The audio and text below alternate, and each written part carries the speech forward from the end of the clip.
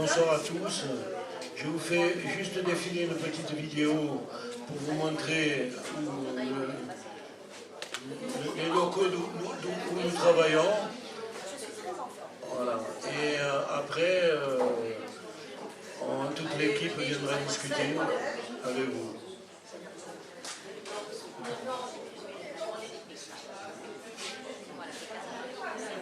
Et ça tremble un peu, mais ce jour-là, je devais avoir Parkinson.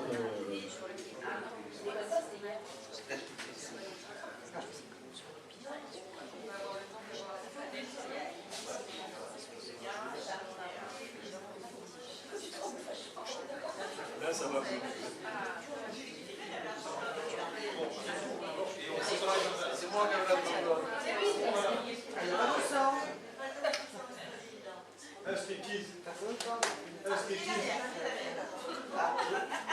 Voilà, ça vous montre un peu tout ce qu'il y a là-haut. C'est diversifié. Donc on vous accueille quand vous voulez.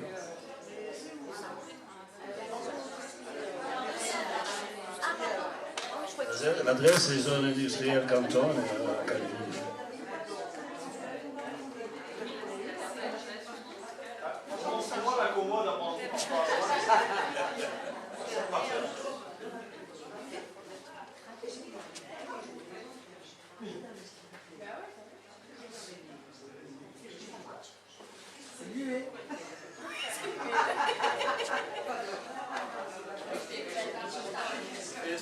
Ah oui. Il fallait que j'interviewe tout le monde. C'est bien. C'est bien.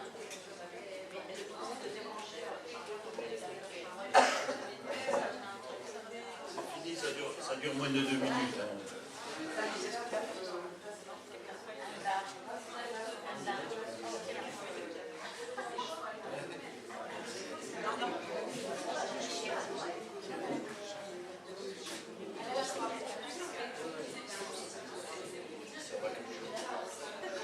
Bon, je vous présente ma patronne, Marie-France Labrin. Florence. Florence, oui. Tu lui laisses la parole, d'ailleurs. Merci. Alors, donc je me demandais d'intervenir aujourd'hui. Je vais vous présenter alors assez succinctement et rapidement l'association Corse Mobilité Solidaire. Parce que souvent on connaît sur Calvi le garage solidaire, donc la Mobilita, tantôt on connaît la recyclerie créative, tantôt on connaît le Fab Lab solidaire, alors peut-être un petit peu moins, mais ça je laisserai Joël, donc un des membres de notre équipe, le présenter. Le Repair Café aussi, là c'est Jo qui s'en occupe plus particulièrement, donc je le laisserai également donc, présenter sa partie d'activité. Donc voilà, tout ça pour vous dire qu'on a un certain nombre d'activités qui relèvent de l'économie circulaire ou de l'économie solidaire donc, sur le territoire de Calvi. Et donc, je sais que la demande d'Hélène aussi, Ambrosine, c'était de faire une présentation plus générale pour expliquer donc, toutes les activités qui étaient développées en fait, au sein de cette association solidaire. Donc, pour vous faire une présentation plus générale, l'idée c'était de vous dire que l'objectif c'est de travailler donc, à lever un maximum de freins à l'emploi, d'accord, par le développement d'activités économiques, sociales, solidaires, durables et circulaires sur le territoire de la Balagne. Voilà, donc si on doit faire un résumé de ce qu'est Corse Mobilité Solidaire, c'est ça. Donc c'est une association qui est au service de la mobilité inclusive, au service de la mobilité professionnelle, de la mobilité des territoires et de la mobilité des idées. Donc très simplement, elle met en œuvre un ensemble de projets et de dispositifs d'insertion par l'activité économique qui relèvent donc à la fois de l'économie sociale et solidaire, de l'innovation sociale et de l'économie circulaire. Voilà, donc je ne sais pas si ce sont des concepts qui vous parlent à tous. L'économie circulaire, vous avez dû en entendre parler aujourd'hui, hein, j'imagine. Voilà, bon, de toute façon, après, si jamais il y avait besoin, on détaillera un petit peu. Donc voilà, donc, en termes d'innovation sociale, les différents dispositifs qui ont été développés donc, par la structure depuis 2014, hein, puisque c'est l'année de création de la structure en Balagne, c'est évidemment donc, le garage solidaire, la Mobilita, qui a été le premier dispositif en fait, hein, qui a été mis en œuvre. Qui s'est développé par la suite donc par un point d'appui de la plateforme mobilité. Donc une plateforme mobilité, c'est en fait un lieu qui propose en fait un ensemble de solutions d'accompagnement donc à la mobilité. Alors ça peut être des diagnostics mobilité parce que c'est pas parce que on n'a pas de voiture, qu'on ne peut pas se déplacer ou bien se déplacer pour aller bosser. Donc c'est l'idée de pouvoir étudier réellement, concrètement, quels sont les vrais besoins en termes de mobilité. Peut-être que si on habite à Calvi et qu'on travaille sur Calvi, la voiture n'est pas forcément indispensable selon... voilà, selon ses besoins. Donc ça, c'est les diag mobilité. Donc c'est un dispositif donc, qui est également mis en place au sein du garage solidaire. Une auto-école solidaire, alors je ne sais pas si vous en avez entendu parler également. Donc l'auto-école solidaire, elle existe sur Bastia. Donc c'est Oprah Aleccia qui développe ce dispositif. Il y en a une également sur Ajaccio et une sur Porto Rico. On s'est posé la question à un moment donné de savoir si on allait la développer également sur la Valaigne. C'est très compliqué à mettre en œuvre. C'est très concurrentiel aussi, donc bon, ça ne valait pas forcément le coup. Donc ce qu'on s'est dit, c'est qu'on allait plutôt faire un essaimage donc, à partir de Salle de Bastia, et donc c'est ce qui se passe. C'est-à-dire que c'est Salle de Bastia qui vient développer des sessions en partenariat avec les auto-écoles donc, du territoire de Balagne. Et donc on met en place 2 à 3 fois par an donc, des sessions du Code solidaire. Donc à ce jour, on a une trentaine de bénéficiaires hein, donc, qui ont pu avoir le code grâce aux sessions d'essaimage du Code solidaire sur Calvi. Donc là, il y a une session, je crois, qui va démarrer prochainement donc, sur l'île Rousse, puisqu'on essaie de faire en décalage, une fois sur Calvi, une fois sur l'île Rousse. Voilà. Donc ça, c'est des dispositifs aussi qui sont mis en œuvre chez nous, alors soit directement, soit indirectement, via nos partenariats. C'est destiné à qui, pardon, l'auto-école ? Alors l'auto-école solidaire, donc c'est destiné à des publics, on va dire dits prioritaires, qui rencontrent des difficultés, alors soit cognitives, soit financières, et en tout cas qui ne peuvent pas bénéficier, enfin, pour lesquelles on va dire, le circuit traditionnel du code n'est pas adapté. Par exemple, étranger, ne parle Alors, pas français. Alors, ne parlant pas français, c'est plus compliqué, parce qu'effectivement, à un moment donné, il va falloir passer donc, soit par une formation flux en amont ou quelque chose, parce que de toute façon, le jour où ils vont se présenter donc, au code traditionnel, les questions, elles vont être en français, et donc il faudra qu'ils maîtrisent de toute façon la langue française. Donc c'est pas forcément adapté à ce niveau-là. Par contre, ceux qui maîtrisent le français, mais pour lesquels il faut un petit peu plus de temps pour comprendre les questions, oui, l'adaptation, parce qu'en fait, ce sont des sessions d'une journée, en fait, à chaque fois, c'est des journées entières. Donc Jo, tu peux à la limite, toi tu as bénéficié de la session à un moment donné pour repasser... Oui, pour le code de la route, ouais. Pour le permis moto. Oui, mais du coup c'est Voilà. des journées entières en fait. C'est des journées entières, oui. C'est une journée par mois où on a les cours. Par semaine Oui, par semaine. Ah. Et après on a le site internet pour travailler de la maison. Voilà, c'est en accès, donc en fait il y a un voilà. professeur d'auto-école, enfin un moniteur d'auto-école en fait qui est assigné, qui est à distance, qui vient toutes les semaines et qui permet de répondre aux questions. Donc c'est vraiment un accompagnement qui est renforcé, qui est adapté et qui peut durer, ça peut durer quoi, c'est 3 mois Oui, c'est 3 mois, oui. Voilà, et avec un taux en général, un taux de retour enfin, qui est très très bon. Hein. Donc c'est vraiment un accompagnement renforcé. Donc c'est pas du tout, on va dire, la même méthode de on y va 1 heure tous les soirs. C'est vraiment pour les personnes qui se sentent pas du tout à l'aise lorsqu'elles doivent aller au code traditionnel en autonomie totale. C'est vraiment du suivi renforcé. Ouais, en fait, la journée par semaine, c'est pour voir ce qu'on a travaillé sur Internet. Tout ce qu'on fait sur Internet, le moniteur d'auto-école qui s'occupe de nous a accès et voit si on a travaillé ou pas.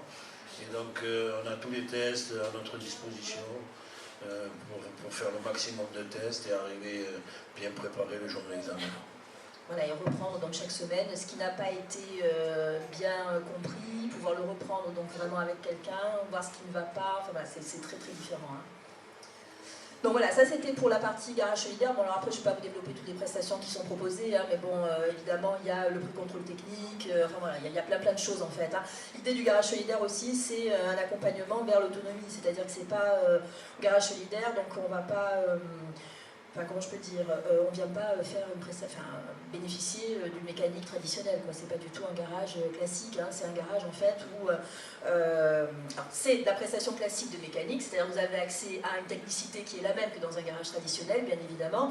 On y vient, donc on bénéficie de tarifs préférentiels parce qu'on est une catégorie de public, on va dire, particulière, bien évidemment. Par contre, l'idée aussi, c'est de pouvoir donc mieux appréhender quelles sont les difficultés, enfin voilà, quel est le problème du véhicule, comprendre qu'est-ce qui se passe sur le véhicule, quelle est la durée de vie du véhicule, qu'est-ce que vous pouvez faire pour améliorer la durée de vie de votre véhicule. Enfin, voilà, il y a toute une phase aussi donc, pédagogique, d'accompagnement de la personne. Voilà, c'est très très très différent du garage traditionnel. Voilà. Donc ça c'est aussi quelque chose qu'il faut comprendre. Alors bon, si un jour on pourra faire une session particulière sur le garage solidaire, parce que je peux vous en parler pendant 3 heures, mais c'est pas du tout l'objectif. Au-delà du garage solidaire, donc un an et demi après, il y a un autre dispositif qui vous intéresse plus dans le cadre de la journée, donc du jour, enfin d'aujourd'hui, c'est l'économie circulaire et collaborative, donc qui a été développée au sein de la structure, donc par la création d'une recyclerie créative, une ressourcerie créative. Alors, la recyclerie, la ressourcerie, tantôt c'est un nom, tantôt c'est un autre, c'est un concept en fait. Alors, on ne peut pas utiliser le mot ressourcerie parce que c'est un concept déposé par une structure nationale, donc, qui est l'Union des ressourceries. Mais encore, c'est difficile d'utiliser la recyclerie alors qu'on est une recyclerie, mais parce que c'est le CIVADEC qui utiliserait la recyclerie alors qu'en fait ce ne sont que des déchetteries. Enfin bon, voilà, c'est très compliqué. En réalité, on est des recycleries parce qu'on n'a pas le label ressourcerie, mais si on dit qu'on est des recycleries, on est confondu avec les recycleries du CIVADEC. Voilà, donc c'est pour ça que vous verrez tantôt recyclerie, tantôt ressourcerie sur les différents documents administratifs et autres. En fait, c'est juste la même chose et c'est juste la même structure. Je vous le dis juste pour une meilleure compréhension, parce que parfois c'est pas simple à comprendre. Alors après, je vais vous expliquer ce que c'est dans le détail, donc, puisque c'est l'objectif de la demande. Mais voilà. Pour vous dire aussi qu'au-delà de la recyclerie, donc, on a développé un dispositif donc, de réemploi par la vente en boutique citoyenne. Parce que la recyclerie, c'est de la collecte, du tri, mais bon, de la valorisation. Mais au-delà de ça, il y a aussi toute une activité de réemploi, donc par la commercialisation, donc en boutique citoyenne. Et ça, on le verra après. Et ensuite, le dernier dispositif donc, qui a vu le jour donc, au sein de notre structure Corse Mobilité, c'est un dispositif donc, qui vise à l'inclusion numérique des publics en difficulté, et c'est la création notamment donc, du Fab Lab solidaire. Et ça, je laisserai Joël faire la présentation tout à l'heure. Alors, qu'est-ce qu'une recyclerie, une ressourcerie? Donc, c'est un centre de récupération, de valorisation, de revente et d'éducation à l'environnement. D'accord? Donc c'est une structure en fait qui donne une priorité à la réduction, au réemploi et au recyclage des déchets en sensibilisant son public à l'éco-citoyenneté. Voilà, donc vous avez très bien compris. Est-ce que certains sont déjà venus chez nous à la recyclerie? Oui, vous connaissez? Je vois des sourires, bon ça va. Non, tu viendras, hein. Il va falloir.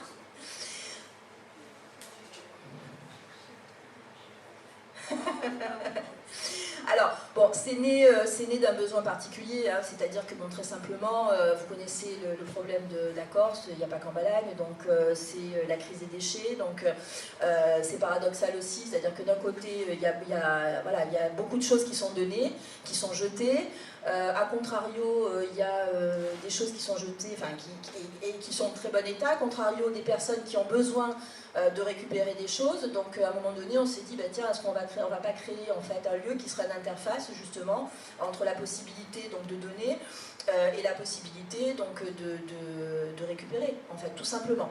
Donc il y a plusieurs alternatives, donc il y a le Bon Coin, hein, bien sûr, qui permet aussi de faire ça, mais là, c'était la possibilité de faire une interface, donc j'allais dire un lieu physique, où vous avez la possibilité aussi de déposer, parce que après, c'est la difficulté aussi d'avoir un endroit où on peut voir, on peut toucher, on peut mesurer, et puis surtout un endroit où on peut réparer. Parce que bien souvent, il manque un fond, bien souvent, il manque un tiroir, bien souvent, il faut aussi vérifier, parce qu'il y a aussi une notion de sécurité, hein, donc, dans les objets qu'on récupère, etc. Après, il y a aussi, enfin, dites-moi si je me trompe, hein, les gars, mais il y a aussi des fois des traitements à faire hein, sur les meubles. Oui, et puis il y a l'électroménager, il faut tester des appareils électriques.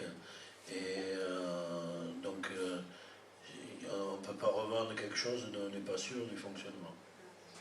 Oui, ça n'a pas beaucoup d'intérêt non plus. Hein. Je veux dire, si vous venez acheter une gazinière, a priori, vous avez plutôt envie que ça puisse fonctionner. Donc voilà, donc ça c'est l'idée. Alors si tu peux juste passer le slide, Jo, parce que... Voilà. Donc, comment ça marche? Donc, principe de récupération, donc, avec le type de récupération, donc, juste pour vous dire que l'idée, c'est de... effectivement d'être sur place, sur la zone de Canton, vous pouvez venir déposer, mais nous aussi on a développé tout ce qui était la collecte en porte-à-porte, c'est-à-dire que vous avez la possibilité de prendre un rendez-vous et on vient sur rendez-vous, donc enlever à domicile. C'est un service surtout qu'on rend pour les personnes âgées. Alors c'est vrai qu'on n'est pas payé pour faire ce service-là, mais c'est aussi notre vocation d'intérêt général, notre vocation donc justement de solidarité qui fait que, et pas uniquement, parce que bien des fois on intervient aussi en cas de décès, malheureusement, ou, voilà. Donc ça c'est un service aussi qu'on rend. Quelque chose de très important, nous sommes un chantier d'insertion, on va le voir après, et on a l'obligation aussi d'intervenir sur des segments d'activité pas non marchands, mais en tout cas non concurrentiels. D'accord. Donc c'est-à-dire que systématiquement, lorsqu'on propose un service, on doit aller vérifier que ce service n'existe pas sur le secteur concurrentiel, ou tout au moins s'il existe, de proposer une alternative économique qui ne posera pas de problème particulier. Donc ça, les services de l'État sont très très très regardants par rapport à ça. Donc là, effectivement, ça ne pose pas de soucis particuliers. On a eu des autorisations au niveau de la directe, donc ça ne pose pas voilà.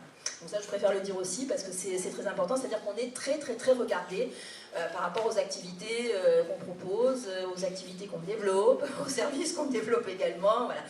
Donc ensuite, la revalorisation, c'est le tri, le lavage, le repassage, le relooking, la remise en état, parce que sur les principes de récupération, vous avez lu au-dessus, donc on récupère le textile, le mobilier, les petits objets, les livres, les matériels électroniques, les D3E, le papier, les piles, les ampoules, les déchets verts. Tantôt, comment ? Oui, c'est appareil électroménager, c'est tout ce qui est en fait machine électrique, voilà. C'est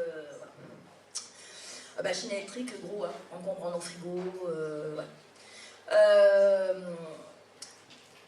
Donc on remet en état, on trie, on lave, machin. Après, il y a des choses, si on a vérifié et que ça n'est pas en état et propre à la revente, qu'on est obligé de jeter. Donc on a aussi ce rôle de vérification, mais on ne peut pas tout garder. D'accord ? Maintenant, on demande aussi, mais on a ce rôle de sensibilisation, on demande aussi aux personnes, le plus possible, de vérifier en amont. Si elles ne vérifient pas en amont, de vérifier sur place avec nous lorsqu'elles nous amènent, parce que c'est vrai que souvent, on confond un peu nous et la déchetterie. Je ne sais pas si vous avez vu sur Facebook, il y a une quinzaine de jours, on nous a déposé un canapé... on nous a jeté, plus exactement, un canapé devant la porte devant le portail du garage solidaire. Le matin, on est arrivé, il y avait un canapé devant le portail. Bon, il faut savoir que nous-mêmes, on est un acteur privé, comme les autres, et que nous payons également les containers au même titre que n'importe quel autre acteur. Il faut savoir que nous-mêmes, lorsqu'on fait un enlèvement, nous payons les enlèvements auprès de la communauté de communes et qu'on n'a pas de soutien particulier.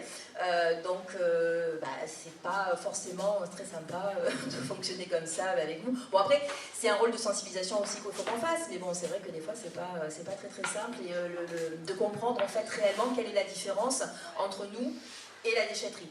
Voilà, je pense que si c'est pour le terme de recyclerie, ressourcerie, il n'aide pas non plus à bien comprendre. Tu peux passer juste la slide.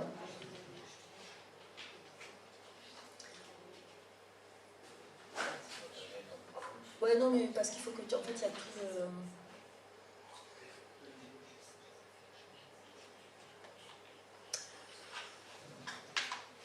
J'ai déjà dit tout ça.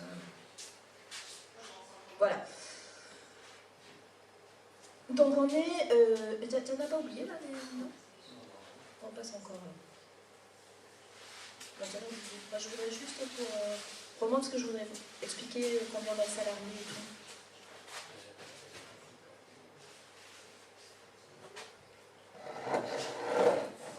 Monte.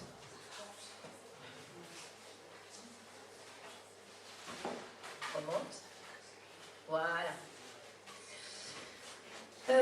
Donc on est un atelier chantier d'insertion. Donc ça, est-ce que c'est quelque chose qui vous parle aussi en termes de notion ? Non, voilà. Je pense que c'était important de vous expliquer ça aussi.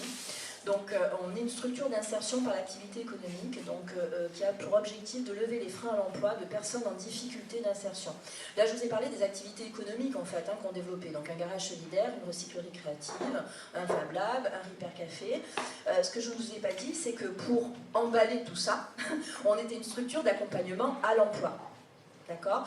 Donc ça veut dire qu'en interne, on développe des activités d'accompagnement à l'emploi tout à fait classiques, donc des ateliers Pôle emploi, faire son CV, sa lettre de motivation. Donc on le fait parce que le Pôle emploi nous confie les animations des ateliers. Donc je ne sais pas si certains d'entre vous sont déjà venus chez nous en fait, hein, mais en général, lorsqu'il y a l'atelier thème 5, un demandeur d'emploi qui doit faire l'atelier thème 5, c'est jargon, d'accord. L'atelier thème 5, c'est je fais mon CV, je fais ma lettre de motivation, je vais apprendre à organiser mon temps de travail et organiser donc mon temps de recherche d'emploi, etc. Ils viennent chez nous pour apprendre ça, d'accord. Donc c'est nous qui sommes payés par le Pôle emploi pour animer ce type d'atelier-là. Donc au-delà de toutes ces activités-là, donc nous avons plein de dispositifs, donc des dispositifs notamment d'innovation qui sont payés par le Fonds social européen, donc comme le dispositif Activation. Tu as participé aux ateliers d'Activation et donc l'Active Boost. Donc, et donc c'est vraiment notre cœur de métier, c'est notre ADN, l'accompagnement à l'emploi. Donc rien d'étonnant finalement à ce que toutes les activités qu'on développe, que ce soit la télémobilité, que ce soit la recyclerie, etc., ce soit aussi des dispositifs d'accompagnement à l'emploi. Donc pour ce faire, ce qu'on a fait, c'est qu'on a choisi de les développer sous la forme juridique d'ateliers chantier d'insertion. D'accord, donc c'est quoi un atelier chantier d'insertion en fait? C'est en fait une possibilité, même un choix, d'embaucher au sein de cette structure que des personnes qui viennent du chômage, que des personnes qui viennent du chômage longue durée ou du RSA, que des personnes qui ne sont pas qualifiées en amont. Voilà, donc ça c'est voire même surtout au départ pas qualifié. Ça ne veut pas dire des personnes qui ne sont pas compétentes, ça ne veut pas dire des personnes qui n'ont aucune technicité, ça ne veut pas dire des personnes qui sont complètement à côté de la plaque, hein, la preuve en est. Hein. Je veux dire, vous en avez là, je veux dire moi-même j'étais au chômage hein, quand j'ai créé la structure. Hein, donc au départ j'étais présidente pendant 3 ans, maintenant j'en suis DG, mais je veux dire très clairement, voilà. Ça veut juste dire des personnes qui à un moment donné donc, de leur parcours n'étaient pas, Jo, est-ce que tu savais faire de l'électroménager vraiment enfin de la réparation électroménager, oui tu savais, mais je veux dire, est-ce que tu savais vraiment le faire dans le cadre d'une recyclerie, d'une ressourcerie, faire du recyclage créatif? Je ne savais même pas ce que c'était l'économie circulaire. Voilà, est-ce qu'agent de valorisation c'était un métier que tu maîtrisais? Est-ce que tu savais que tu allais avoir ce titre pour un jour? Bon voilà. Ça, non. Est-ce que Joël, toi, est-ce que, on va dire, femme manager, c'était un truc que tu maîtrisais? Bon ben voilà, aujourd'hui ils ont ces titres-là. C'est ça qu'il faut garder en tête, d'accord? Donc nous, notre objectif, c'est celui-là, c'est-à-dire en fait reprendre des personnes qui sont dans une situation donc, de non-emploi et les mettre en qualification professionnelle sur des métiers d'avenir. Voilà, donc ça c'est notre objectif parce qu'en fait, pour tout, on se dit qu'on va le faire comme ça. Et donc ça c'est bien quelque chose qu'il faut le savoir. Après il y a des moyens, c'est le CDD d'insertion, donc ça je ne vais pas vous embêter avec ça. Hein. Donc pourquoi? Parce qu'en fait, un chantier d'insertion, évidemment, c'est financé plus ou moins par les pouvoirs publics, alors je dirais plutôt moins que plus hein, aujourd'hui, très clairement, parce que bon, on a très peu de subventions. À vrai dire, je vais être très claire avec vous, on en a une de subventions, c'est uniquement la région. Voilà. Donc quand on me demande est-ce que je vais être très franche avec vous, est-ce que les communes de Balagne vous financent 0, d'accord? Est-ce que la communauté de communes de Balagne vous finance 0, ok? Est-ce que le pays de Balagne vous finance 0? Voilà, comme ça au moins c'est clair, je veux dire, je vous le dis. Donc, comment sont financés les salariés en insertion, puisqu'on en a 28 actuellement de salariés au sein de notre structure, donc 5 CDI. D'accord. Comment est-ce qu'ils sont financés? Les CDI sont en autofinancement totalement, et les CDD d'insertion, donc à 80%, leur salaire est financé donc, par un contrat aidé, puisque ce sont des CDD d'insertion. Les 20 autres % sont en autofinancement également. Voilà. Donc ça veut dire qu'on a des activités économiques qui permettent l'autofinancement. Ce que je te disais hier soir par rapport à l'économie solidaire et l'économie sociale. C'est-à-dire qu'à un moment donné, on n'est pas du tout dans le social, complètement dans autre chose. Hein. Donc l'économie solidaire, c'est l'économie. On est bien d'accord, il faut bien le comprendre. Donc pourquoi c'est intéressant? C'est intéressant parce que par contre, pour un euro public qui est investi dans une telle structure, ça génère 3,5 € de chiffre d'affaires sur le territoire. D'accord? Donc c'est vraiment un outil de développement local. Voilà. Donc ça, je voulais juste aussi vous le dire, parce que l'économie circulaire, c'est pas qu'un beau concept, économie solidaire, économie circulaire, c'est pas qu'un beau concept comme ça, qui détonne les poubelles, qui donne de l'emploi aux gens, qui fait un peu d'insertion sociale, etc. C'est aussi quelque chose qui est générateur de richesse pour le territoire. Et ça, il ne faut pas le perdre de vue. D'accord, voilà. Donc moi, c'était juste le message que je voulais vous faire passer par rapport à ça. Au niveau de l'organisation de l'équipe, je vous ai donné tous les éléments, hein, donc, mais voilà, pour que vous ayez l'idée. Donc en 2018, on a eu 29 salariés. À ce jour, il y a 15 bénévoles actifs, du mécénat, 850 000 € de chiffre d'affaires sur 2018. Actuellement 23 contrats d'insertion, un apprenti, un DG, un directeur administratif financier, 2 encadrants techniques, un assistant technique, un chargé d'accompagnement et de formation, 2 services civiques dans l'avenir, ça c'est pour le développement d'un nouveau dispositif qui s'appelle École ton job et qui est en expérimentation sur Bastia, qui va démarrer à la fin du mois. Voilà, tu peux juste... Et 2 tiers du temps sur les divers postes de travail, c'est-à-dire ça c'est aussi important, les salariés en insertion qui sont chez nous, ils passent 2 tiers du temps donc, sur leur poste de travail, 1 tiers de leur temps en formation ou en stage dans d'autres entreprises. D'accord ? Donc ils ne sont pas non plus à 100% de leur temps de travail en opérationnalité, vraiment. L'idée c'est vraiment d'aller se former à d'autres activités, se former ou se découvrir des passions, des appétences, des envies particulières, etc. Voilà, ça on l'avait vu. Voilà, moi je pense que j'ai déjà beaucoup parlé hein, sur ce que c'était Corse Mobilité Solidaire et ce qu'on faisait. Je pense que ce qui peut être intéressant maintenant, sans rentrer trop dans les détails, après je répondrai à vos questions si toutefois il y en avait, mais je vous invite surtout à venir nous rendre visite pour vous rendre compte concrètement ce qu'on y fait et comment on y fait, surtout qu'il y a une grande braderie jusqu'à la fin du mois, donc voilà, beaucoup de choses très intéressantes. Je pense que ce qui est plutôt sympa, c'est que Jo vous parle du Repair Café, puisque ça c'est un dispositif qui est vraiment tout à fait complémentaire de la recyclerie créative. Le Repair Café, hein, c'est un endroit où en fait, plutôt que de jeter son électroménager, on vient plutôt vérifier si il est réparable et si c'est vaut pas plutôt le coup de se le réparer. Et ensuite, Joël, qui va vous expliquer ce qu'est le Fab Lab et qu'est-ce qu'on vient y faire, parce qu'en général, on se dit un Fab Lab, oulala, j'ai peur, on va me faire faire des choses hyper créatives, c'est pas pour moi, c'est plutôt à corter. Non, on fait des choses très sympas. Et je pense que c'est mieux que ce soit eux qui vous parlent de ça. Merci beaucoup.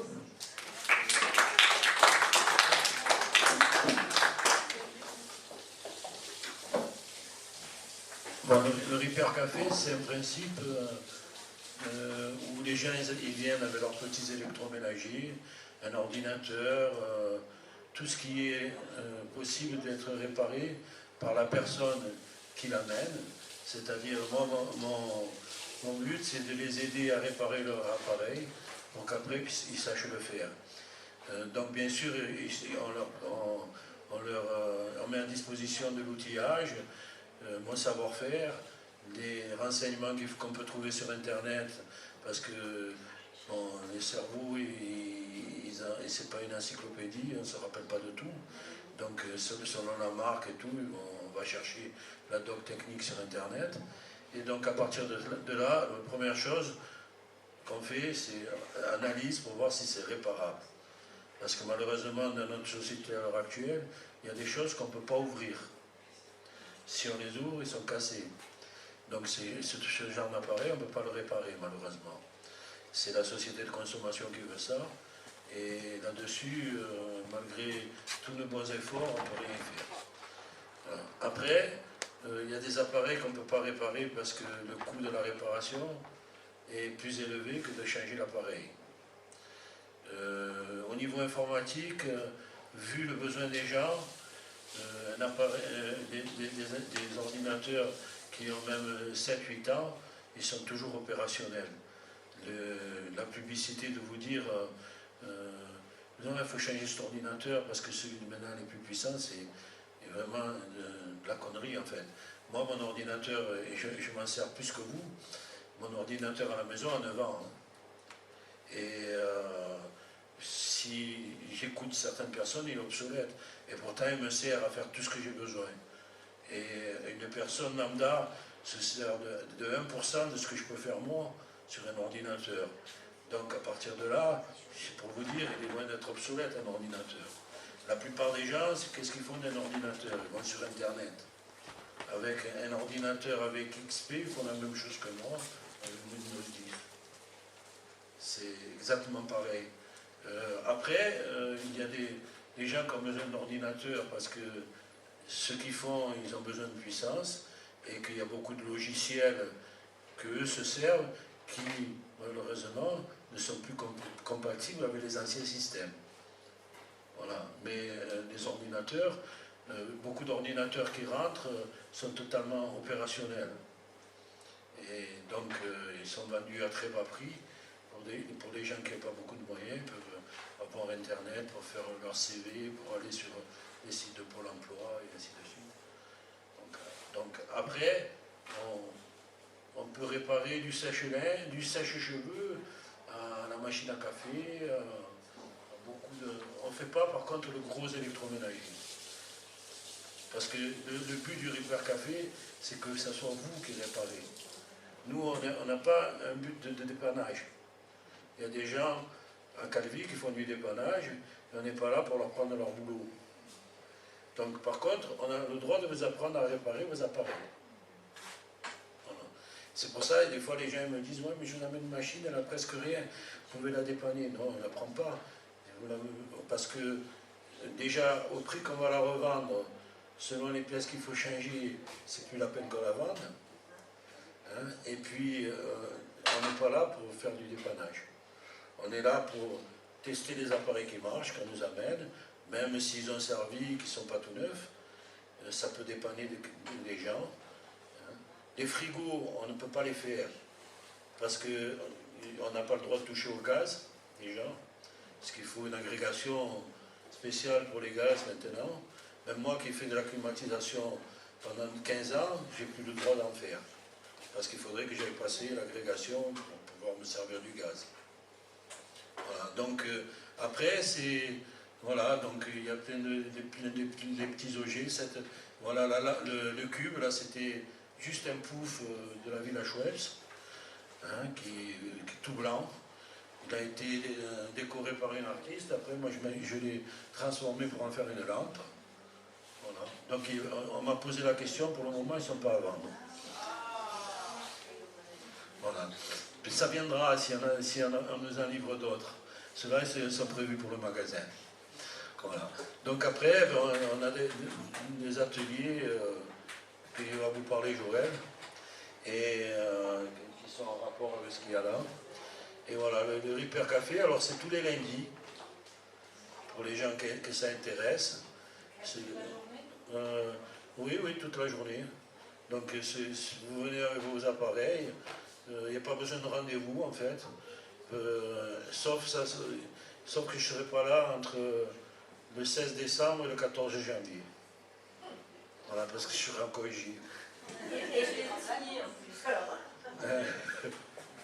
Voilà. Donc, mais autrement, vous pouvez venir tous les lundis.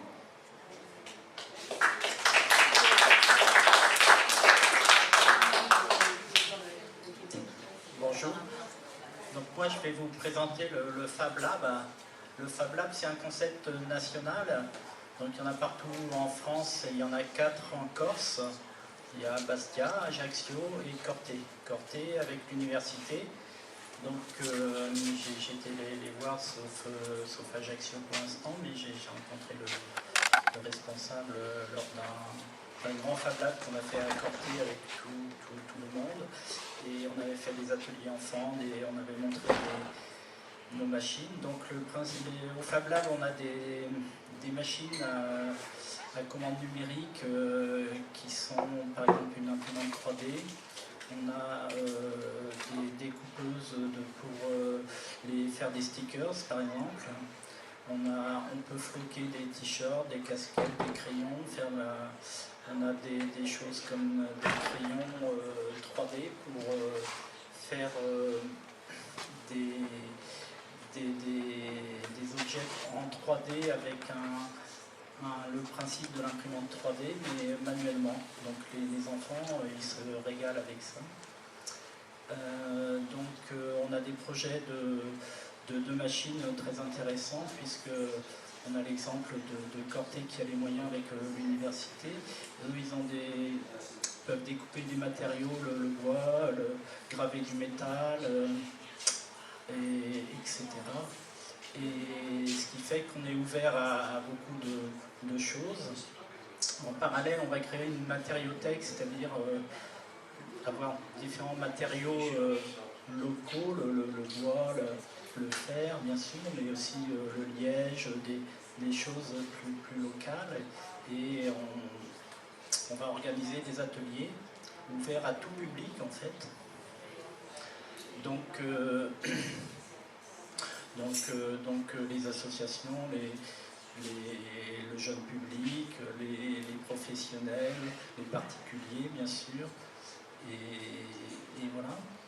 Donc il y aura une participation financière qui correspondra pour les personnes en difficulté financière et pour moins.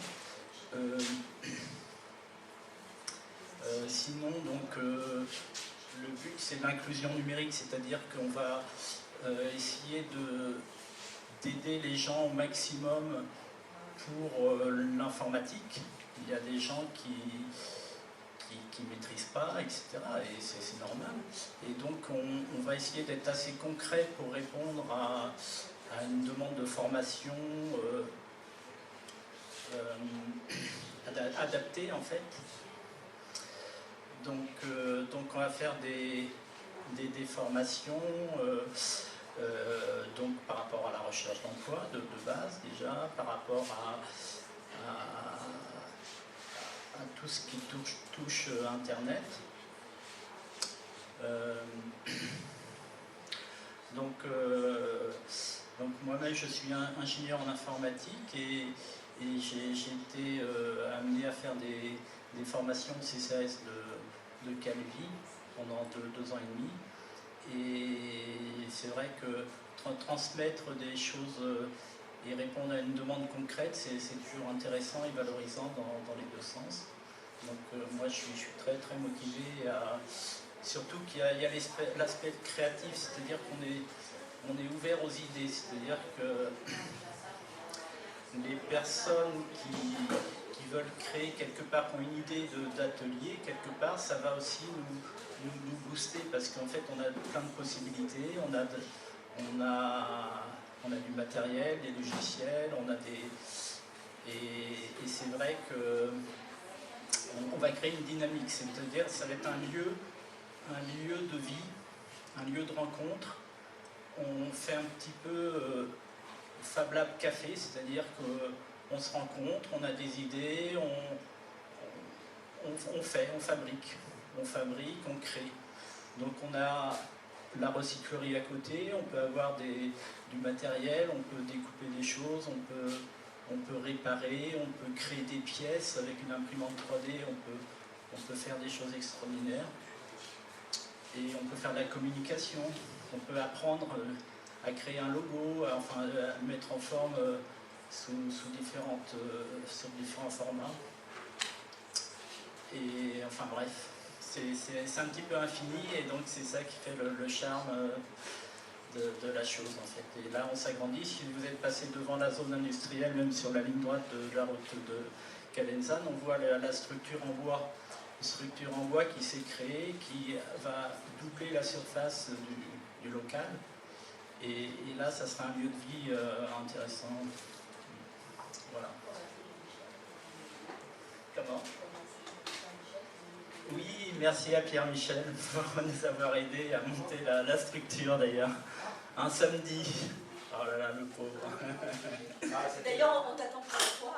Justement, c'était tellement extraordinaire que je reviendrai. Si je peux récupérer quelques tôles pour les amener. Ok, super, merci. Voilà, merci. Merci à toi.